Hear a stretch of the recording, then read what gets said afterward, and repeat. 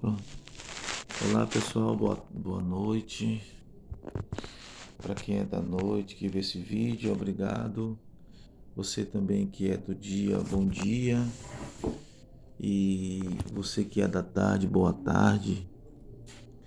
Eu estou aqui para falar a minha opinião sobre a Igreja Deus e Amor, as coisas que têm acontecido nela, porque Deus não tem operado mais os milagres que Ele prometeu que faria, porque o próprio missionário, quando em vida, ele disse que se as pessoas deixassem de praticar aqueles dogmas que ele, com Deus, havia determinado que não ia acontecer na igreja deles, a igreja deixaria de existir. E assim como ele era um profeta, aquilo que ele determinou para ele mesmo, para a igreja dele, aconteceu. Né? Com o advento da sua morte, os então presidentes da igreja resolveram facilitar, né? Entenderam, talvez à luz da própria Bíblia, que proibir bateria era bobagem, proibir televisão, né? Ou que calça e pintura também não está na Bíblia proibindo a mulher usar. A Bíblia fala da vaidade. E as pessoas só vê vaidade, um batom, um brinco. Não, gente, está errado. Brinco pode ser vaidade e pode não ser, dependendo do brinco. Também assim, o comportamento de pessoas humildes que são vaidosas. A vaidade vem do coração, tá? A vaidade vem do coração. É no coração que está a vaidade. Sabia que se você se sente melhor que os outros, se você se acha mais importante que os outros no seu redor, na sua família, na igreja, se você acha que você canta melhor, que você é o melhor profissional, que você é melhor que o melhor crente, isso é vaidade? É essa palavra que a Bíblia diz, vaidade, de vaidade, tudo é vaidade. Então a vaidade tem uma ampla significado. Não é só roupa. As pessoas da Igreja de Amor julgam muito vaidade a roupa, mas esquece que vaidade é comportamento também. Por exemplo, quer ver uma vaidade? E por sinal uma vaidade do missionário, homem por quem eu tenho muito respeito e prezo. Mas houve uma vaidade enorme dele, como houve em Salomão, que Deus deu toda aquela sabedoria, né? E toda aquela riqueza, e ele se envaideceu tanto que a ponto de até ter pecado, no caso, contra Deus. O missionário, eu não sei se ele pecou propriamente dito, mas ele foi vaidoso, e a vaidade dele custou, até certo ponto, a vida dele, o ministério dele e a família dele, que hoje é uma família dividida em certo ponto. Tá? Que está sempre entrando em confusão, em contenda, em brigas, por questão de patrimônio. Porque a Igreja Deus e Amor, ela, o missionário colocou todos os bens da igreja em nome de filhos, de neto, não sei se nome dele, com medo de golpe, com medo de alguém dividir a igreja, levar o patrimônio da igreja, as sedes, rádio e tal. Ele fez isso, eu acredito até que por zelo. Mas esse zelo dele foi uma vaidade, porque ficou tudo em nome dos filhos. E aí o que acontece? Os filhos cresceram. Ah, aquela igrejona ali é minha, aquele carrão ali é meu, aquele isso, aquilo lá é meu. Então eu quero aquilo para mim, eu quero que divida aqui, que eu não quero ser mais crente, e eu quero que divida e me dê minha parte. Só a sede daqui da Bahia, onde eu congreguei durante 6 anos, a Deus e Amor, na década de 80, custa uns 5 milhões. Imagine, se colocar todo o patrimônio que está em nome da família, quanto dinheiro não tem essa família? E esse dinheiro não é deles, esse dinheiro é da igreja. É meu, é seu, é de todos nós. Na verdade, o dinheiro não, o patrimônio.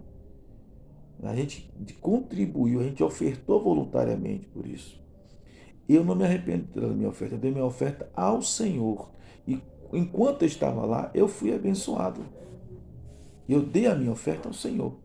Porém, era para ter um estatuto dizendo que aquilo ali é da igreja. E a igreja são os congregados, são os membros, entendeu? E não o filho do missionário, a filha do missionário, o genro do missionário ou o próprio missionário. Já pensou se a Assembleia de Deus tivesse os patrimônios todos em nome do fundador da Assembleia de Deus?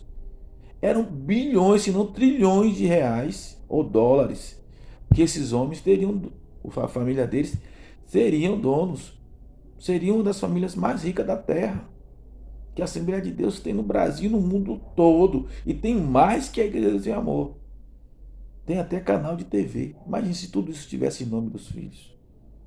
Então isso foi uma vaidade do missionário. Mas o motivo principal porque a Igreja de Deus em Amor hoje Deus não opera milagre, não foi isso, não é isso. Isso foi uma vaidade, mas não foi isso que impediu e que impede Deus operar na Deus em Amor como operava na época do missionário. O motivo pelo qual isso acontece é porque a Igreja de Deus em Amor tinha um marco antigo. Quando o missionário disse que não vai ter bateria, não vai ter, mulher não vai usar calça, não vai usar pintura e etc e tal, não vai assistir televisão, ele fez um voto com Deus. Tanto ele fez que ele disse que no dia que deixasse de obedecer, a igreja ia fechar. E a igreja está fechando. Aqui na Bahia você não ouve nem mais falar na Igreja de Deus e Amor. Uma igreja que eu vi aleijados serem curados, cegos verem, endemoniados, muitos serem libertos, loucos serem curados, câncer serem curados, as pessoas serem libertas de câncer, curadas de câncer até na hora mesmo, entendeu? Então eu penso que quando a Igreja de Deus e Amor deixou de obedecer esses marcos antigos, e a Bíblia diz: não removerás os marcos antigos, está lá no livro de Provérbios, eles pararam de obedecer e na desobediência Deus parou de operar também. Se a Assembleia de Deus fosse fazer o que a Deus e Amor fazia, não vai dar certo. Mas se Deus e Amor fizer o que a Assembleia de Deus também faz, não vai dar certo. Dá certo para a Assembleia de Deus ser como é, mas não dá certo para Deus e Amor ser como a Assembleia de Deus é. Como também não daria certo para a Assembleia de Deus ser como a Deus e Amor já foi. Porque cada um tem um chamado. E o chamado da Deus e Amor era diferente. Como os recabitas, no capítulo 35 de Jeremias, veja lá, tinha um pacto de não tomar vinho e não viver em tendas. E esse pacto eles obedeceram até o último dia da vida de cada um deles. E por isso foram extremamente abençoados por Deus. No dia que eles deixassem de obedecer, Deus também deixaria de andar com eles. E Deus proibiu no canon do Velho Testamento que não pudesse tomar vinho. Davi tomou vinho, Noé tomou vinho. Você acha que Isaac não tomou vinho? Eu não posso dizer Abraão, mas eu também não duvido que não tenha tomado vinho em uma festa, aniversário, em um casamento. Na Bíblia não fala, a Bíblia fala sobre embriaguez, mas não fala sobre não tomar o vinho. Orienta para não ficar demorado no vinho, porque quem toma 2, 3, 4 vai querer tomar tudo. Então, Paulo escolhe, aconselha até que tudo é lícito, mas nem tudo nos convém. Mas não fala que é proibido. No entanto, o seu fundador, o seu mentor, o seu patriarca dos recabitas, determinou que seria contra, determinadamente contra, e eles obedeceram até então. É o que acontece com Deus e Amor. Foi feito um pacto, e nesse pacto tinha que haver obediência. E as filhas dos missionários, os filhos do missionário e os netos do missionário não obedeceram. A minha esperança na Deus e Amor foi quando eu vi o filho do missionário, Davi Filho, tomando as origens do pai. Para mim, a Igreja de Deus e Amor ia voltar de novo àquela liderança. Mas, infelizmente, foi uma decepção pior de todas. Tá? Foi o que ele fez. Ele foi se empregar numa empresa, ele abriu uma empresa para ele trabalhar? Não. Abriu uma igreja, onde ele disse logo bem claro que não quer usos e costumes lá. Que ele quer o que, ó? Não está acostumado a trabalhar duro não, filho. Está acostumado a receber dízimos e oferta. Entendeu? Então, o problema é esse. Está liberando? Está liberando porque quer entrar na doutrina realmente da palavra de Deus? Não. Está liberando porque quer rebanhar gente, porque quer adepto, porque ninguém tem coragem de trabalhar e dar duro para ter as coisas, não quer perder o conforto, o luxo que sempre tiveram. Essa é a minha humilde opinião, diretamente, entendeu? Isso, eu lembro do Sérgio Sora. como ele pedia oferta. E o missionário amava aquilo. E era um escândalo aquilo. Esse cidadão teve aqui na Bahia, em um culto ele pediu 12 ofertas. Em um culto só. Ele falava 2 versículos e uma oferta. 2 versículos e uma oferta.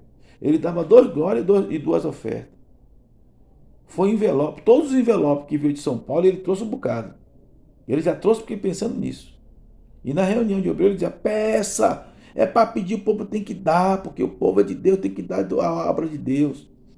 Mas depois metia o pau na Igreja Universal. Chamava de ladrão, chamava de tudo. E isso aí era o quê? O próprio povo da Deus e Amor, que estava acostumado a ofertar, a igreja ficava o culto dele foi um silêncio aqui na Bahia. Ele ficou aqui uns 2 dias, foi um silêncio de cemitério. Quando falava que era o culto dele, no dia seguinte falou que era o culto dele, quase a metade da igreja não foi. Porque o homem só fazia pedir dinheiro. E na época o missionário concordava com isso, infelizmente. Concordava com isso. Metendo o pau na Assembleia de Deus, metendo um pau na Universal e fazendo o pior. Hoje aí onde está Sérgio Sora. O que foi que ele fez com a Igreja de Deus e Amor? É outro que também nunca deu um prego na barra de sabão e quer viver de oferta e dízimo. Essa é a realidade. E a igreja evangélica no Brasil está cheio de gente fazendo isso. Infelizmente. Toda. Não é generalizando, não, mas está cheio. Não é todos, não é a igreja inteira, mas está cheio. Hoje a gente tem que ter muita sabedoria onde a gente vai plantar a nossa oferta, o nosso dízimo. Não podemos parar de ofertar, não podemos parar de dizimar, é um mandamento de Deus. Você quer vencer a miséria, a fome, a necessidade, quer vencer o inimigo, é através do dízimo e da oferta. Mas a gente tem que ter sabedoria onde a gente vai plantar. Para plantar em boa terra e ter uma colheita de 100 por 1. Então fica aí a minha opinião, eu acredito que é esse o motivo porque Deus e Amor hoje não prospera espiritualmente, porque eles deixaram os marcos antigos. Que Deus em Cristo abençoe a todos.